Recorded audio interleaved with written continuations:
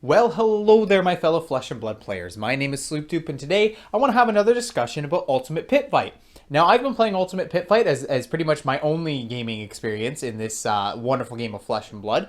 I have played a bit of Blitz to get into it, but ever since then, it's just been me and my friends sitting down with our 60-card decks, young heroes, and just beating the shit out of each other. And it's been fantastic. I've been having so much fun playing this game. I love that I now have an alternative to Magic the Gathering, to Commander, right? I'm a Commander player of almost 10 years, and I now have an option. I have an option for multiplayer for a game that doesn't make me miserable to be a part of it. So, I'm just going to be talking about a few things that I've learned from playing Ultimate Pit Fight for these past few weeks, just because I feel like the game itself of Flesh and Blood is very new, and Ultimate Pit Fight's not talked about that much, and I do want to talk about it. I want to start maybe throwing out some deck lists. I want to get better at it before I start trying to do deck lists, and I kind of want to establish myself a little bit more, and I like talking about the game and just doing conversational pieces right now, but I do plan on doing more for this in the future. So, but today, I just want to talk about what I've learned about the format a little bit, because it's different than the other formats, and you're gonna have to make small adjustments to adapt to the fact that this is multiplayer.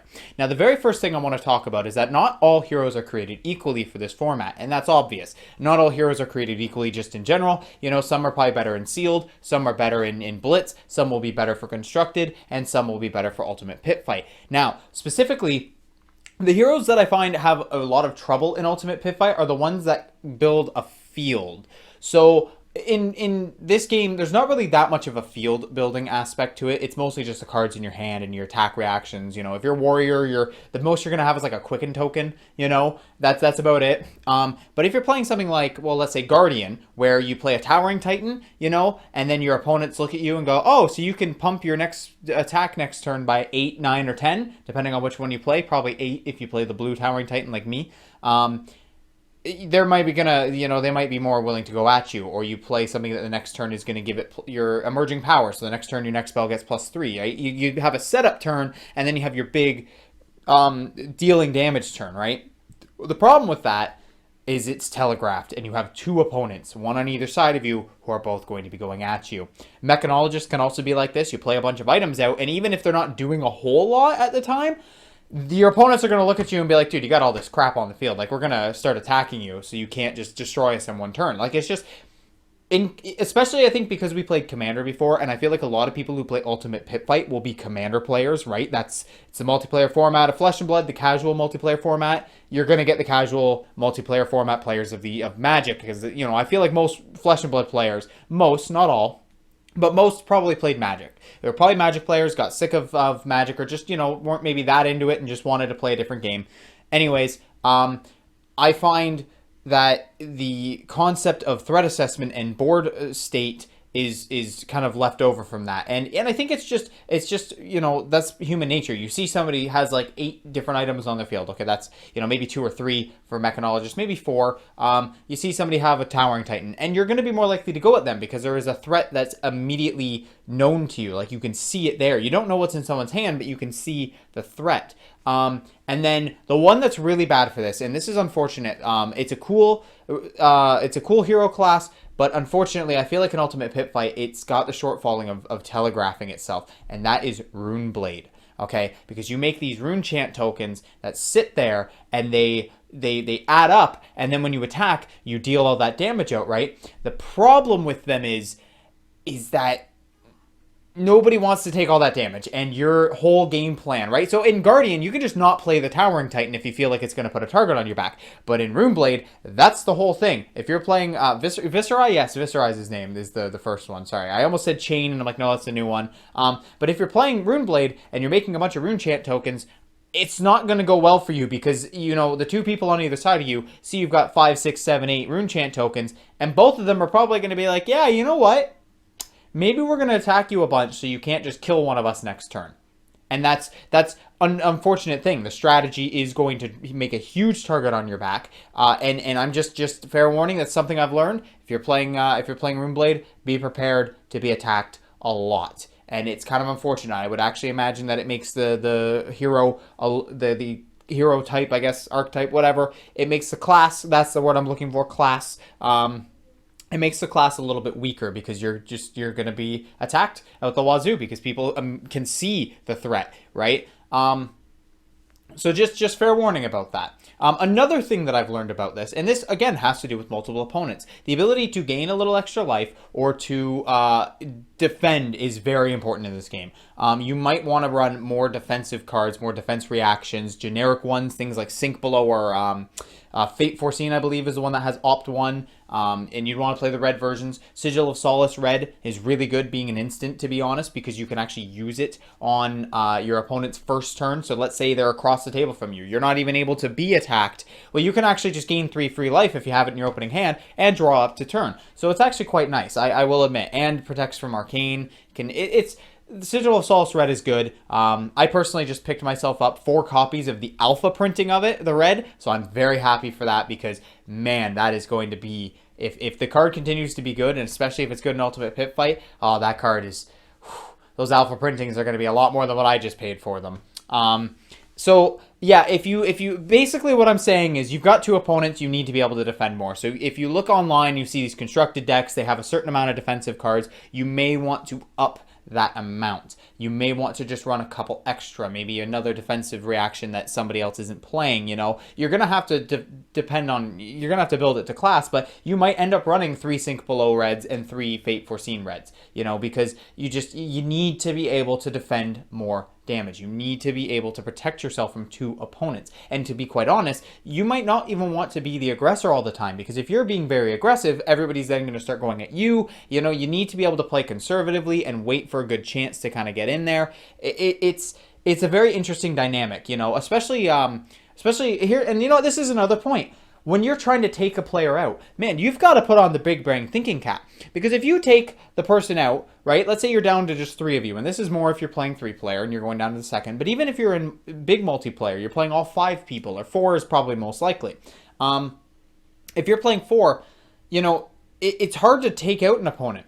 You don't really want to be the one to take out an opponent because then the next person can just go at you, right? And then they're on the offensive and you're on the defensive, especially if you're going down to the last player. And I haven't really figured out a good, like, what do you do here? Because let's say you've got, it's just 3 of you left, you know, and you're basically, you're trying to win, so you got to kill somebody to get down to the last 2. The issue is, if you kill this person and that was your turn, you know, if you don't have a way to attack the other person, they're going to have their full grip of cards, most likely, unless the other person attacked them, but most likely they're going to still have some cards, and they're going to start attacking you, and you're going to have to defend, and now they're on the offensive, you're on the defensive, and it's, I mean, if you're running more defensive cards, you'll probably be okay, maybe, but it puts you in a bad position. You want to be on the offensive. So you've really got to think in this format about when do you take a player out, who do you take out, can you split your attacks? If you're playing like Guardian, you're just screwed. You can only take out 1. You're only doing 1 attack. But if you're playing something like Dorinthia or maybe you know, a Ninja, for instance, or Mechanologist even,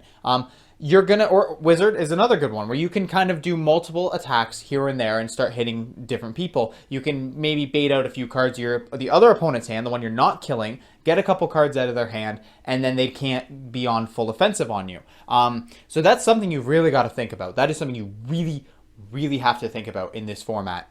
You really got to pay attention to who you're going to kill, when you're going to do it. You know, you need to, there's a lot of big brain plays, and politics does come into it, but a little bit less. Another thing too, so I know I talked about earlier at the very beginning of this video about the threat assessment and having threats on the field. So what happens if you don't? What happens if nobody's got a threat on the field? What usually happens? Well, at least in my play group so far, it's basically been going, well, you've got more life than him, so I'll attack you right now. And I actually like that. I actually like that we all sit down to have fun. We're not super cutthroat about it. We just want to have a good game with our buddies. And I think that's how the format should be played. I think it's the casual format. Play it casually. Doesn't matter if you win or lose. You're here to have some fun. You're here to have some cool plays. You're here to do some weird shit that maybe you can't do in other formats. You know, you're just here to have a good time. Doesn't really matter if you win or lose. It's cool to win. I play to win. I want to win. But it's not like that's the only goal, right? You don't want to be a dick to somebody entirely just because you want to win, right? Like, there's no prizes on the line. If you do that in competitive. Anyways, So I actually like the fact that people just pay attention to the life so far, and it's like, well, you know what, you've got 5 more life than him, so I'm just going to go at you this time. And what happens, I find, is everybody kind of nobody wants to take a player out necessarily. You just kind of bring each other down so you're all within killing range, and then that's when the game starts to get more serious. Of like, okay, now I'm going to start trying to kill somebody. Now I'm going to take you out because you're the biggest threat to me. Now I'm going to do this because, you know, I don't want to die to your rune chant tokens next turn. So it's an interesting dynamic, and I really like it. I really like that, you know, it's pretty even, you know, unless you've got a board state that seems more threatening than other people. You got some items or some auras or tokens, you know. For the most part, it's just going to be going on life, and it doesn't really feel like you're ever picked on. You know, maybe if you're playing Runeblade, is that? Yeah, Runeblade. I always mix up. I don't play the hero myself. I don't play the class myself, so I mess up the names for everything sometimes. I apologize. But, you know, I really have been enjoying this format. And if you haven't tried it, I really encourage you to. If you've got some friends that play this game, just give it a go. Just build some weird decks. It doesn't have to be good. It doesn't have to be super, super strong, right? We have a few Majestics. My one friend has a Arcanite Skullcap now, and that's it. He's got one Arcanite, he's got one Legendary, and that's it. None of us have anything like super crazy, super insane. You know, we play these weird kind of what we've pulled decks. You know, I bought a couple cards to upgrade, just like commons and a few rares, nothing that insane. So we're all playing kind of lower powered, but even with the higher powered stuff, I still feel like it's mostly just going to come down to, yeah, you've got more life than me, or, you know, your deck is clearly the biggest threat to me, so I'm going to more go after you. But again, you got to pay attention. You got 2 people who can attack you, and you don't want to leave yourself open to the other person, right? You can make deals, you can cut, you know, all that kind of stuff. You can politics, but quite frankly, I find this game has a little less politics. There's a little less leverage that you can give because, again, most of the stuff is in your hand. You're kind of limited on resources. It's not like you can look at somebody's board and go, hey, if you do this to this person using your board state, or if you remove this piece on the board, like, there's just a lot less shared information between players, and so there's a lot less room for the politics. But they still exist. So you're not without. But that is something else I've learned about this game, is you can't just get by purely on charm, which is kind of unfortunate because I used to, you know, there's a reason I like Bravo, okay? Because he's just the most charming gentleman in the world. Do you mind? All right, anyways, that was just I just wanted to do a short video about Ultimate Pit Fight. I just wanted to kind of talk about it. I've been having a blast. If you haven't tried it, please play it. It's so much fun. It is so much fun. I also want to do another video soon, and maybe even tomorrow, I want to talk about the idea of a singleton format for Ultimate Pit Fight. So basically, Commander for Flesh and Blood.